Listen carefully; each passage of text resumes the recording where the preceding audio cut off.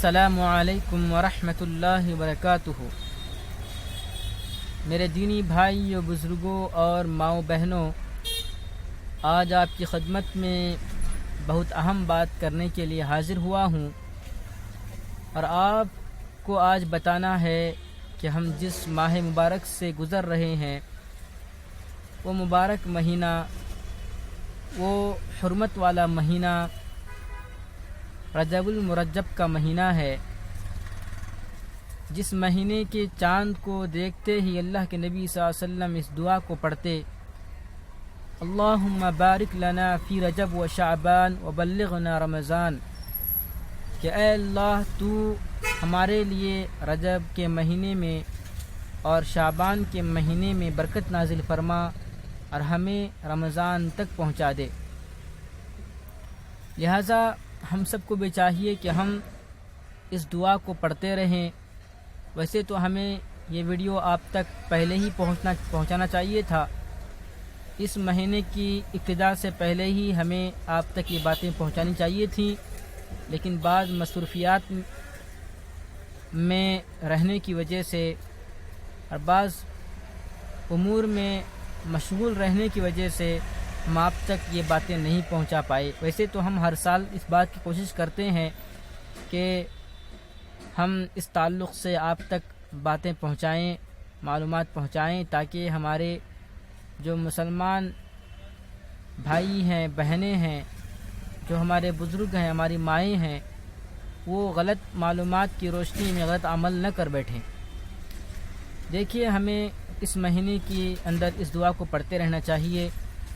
اور ساتھ ہی ساتھ اس بات کو بھی آپ تک پہنچانے کی اشد ضرورت محسوس کر رہا ہوں، وہ یہ ہے کہ اس ماہ مبارک میں کسی بھی نیک عمل کو اپنی طرف سے مخصوص کر لینا اور اس کو دین کا حصہ مان لینا بالکل بھی درست نہیں ہے۔ اس ماہ مبارک کے اندر ہمیں چاہیے کہ ہم اللہ تبارک و تعالیٰ کو راضی کرنے کے لیے جتنا ہو سکے نیک اعمال کرتے رہیں، اچھے کام کرتے رہیں، اچھے کام کی تبلیغ کرتے رہیں، اچھے کام کو پہنچاتے رہیں، اور نمازوں کے اندر زیادہ سے زیادہ ہمارا دھیان رہے۔ یعنی ویسے تو نمازیں تو فرض ہیں ہی، لیکن اس ماہ مبارک میں زیادہ سے زیادہ نمازوں کا اہتمام کرنا، اور خاص کر کے نوافل اور سنتوں کی پابندی کرنا، اور پھر ساتھ ہی ساتھ قرآن پاک کی تلاوت کرنا، صدقہ و خیرات میں اضافہ کرنا، اور پھر جو ہے اس مہینے کے اندر اوراد و وظائف زیادہ سے زیادہ کرنا۔ غرض جتنے بھی نیک اعمال ہیں ان کو اپنی طرف سے زیادہ کرے، لیکن اس مہینے کے تعلق سے کسی بھی نیک عمل کو مخصوص نہ کرے کہ ہاں اتنی رکعتیں پڑھنی ہیں اور فلاں نمازیں پڑھنی ہیں، اور اس کے علاوہ جو ہے یہ صورتیں اس مہینے کے اندر ہی پڑھنی ہیں۔ یہ غلط بات ہے۔ لہٰذا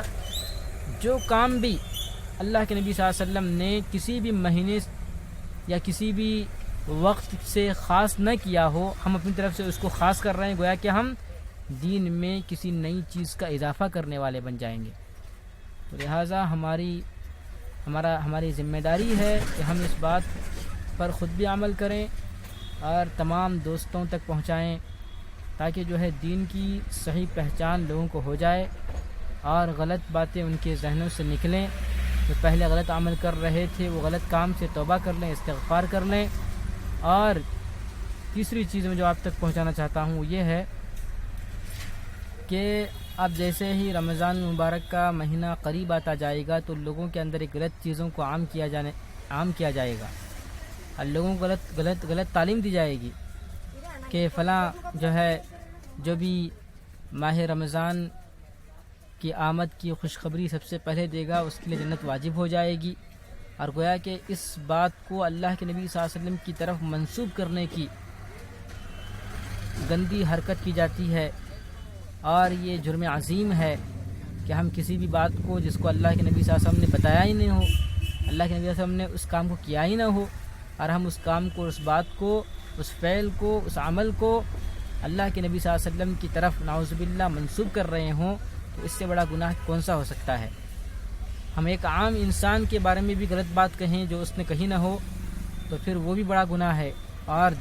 اللہ کے نبی صلی اللہ علیہ وسلم جو ساری دنیا کے لیے رحمت بن کر آئے، جو ہدایت کا راستہ لے کر آئے، جو قرآن مجید لے کر آئے، تمام انبیاؤں کے سردار، خاتم الانبیاء، اگر ہم ان کے بارے میں جھوٹ بولیں گے، کسی بات کو بیان کر کے اس بات کو اللہ کے نبی صلی اللہ علیہ وسلم کی طرف منسوب کریں گے تو یہ بہت بڑا گناہ ہے، اور اللہ کے یہاں پر اس کی معافی نہیں ہے.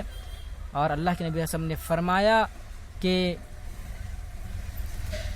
من کذب علی متعمدا فلیتبوع مقعدہ من النار، کہ جو کوئی بھی میری طرف بات کر کے منسوب کر کے جھوٹ بات بولتا ہے جس کو میں نے کہا نہ ہو تو اس کو چاہیے کہ اپنا ٹھکانہ جہنم میں بنا لے. یہ بہت سخت وعید ہے اللہ کے نبی صلی اللہ علیہ وسلم کی طرف سے. تو اگر ہم اپنا ٹھکانہ جہنم میں نعوذ باللہ بنانا چاہتے ہیں تو ایسی چیزوں کو فارورڈ کر دیں، اور اگر ہم چاہتے ہیں کہ ہم اللہ کے نبی صلی اللہ علیہ وسلم کی نظروں سے نہ گریں، اللہ کے یہاں ہم گنہگار شمار نہ کیے جائیں، تو ایسی جھوٹے میسج کو کسی کو فارورڈ نہ کریں، بلکہ جس نے بھیجا ہے اس کو بھی نصیحت کریں کہ میرے بھائی کہاں پر یہ حدیث میں موجود ہے، بتاؤ تو صحیح کس کتاب میں موجود ہے، حوالہ دیجئے، ثابت کیجئے. لہٰذا ہم نے بخاری شریف پڑھی، مسلم شریف پڑھی، جتنی بھی سیاہ ستہ کتابیں ہیں، صحیح کتابیں ہیں، اس کے علاوہ دیگر بہت ساری جو مستند کتابیں ہیں حدیث کی اور فقہ کی کتابیں ہیں، ائمہ اکرام کی کتابیں لکھی گئی ہیں، انہوں نے لکھی ہیں. کسی بھی کتاب میں اس بات کا تذکرہ نہیں ملتا ہے. یہ حدیث نہیں، جھوٹی بات ہے، اور جھوٹی بات کو لوگوں تک پہنچانا جس میں نبی صلی اللہ علیہ وسلم کی طرف اس بات کو منسوب کیا گیا ہو، یہ بہت بڑا گناہ ہے. اللہ تعالی ہم سب کو اس جرم عظیم سے بچنے کی توفیق عطا فرمائے، اور ہم سب کو اللہ تعالی اس بات کی توفیق دے کہ ہم اس ماہ مبارک میں اس دعا کو پڑھتے رہیں جس دعا کو اللہ کے نبی صلی اللہ علیہ وسلم نے پڑھا ہے. اللہم بارک لنا فی رجب و شعبان وبلغنا رمضان. اور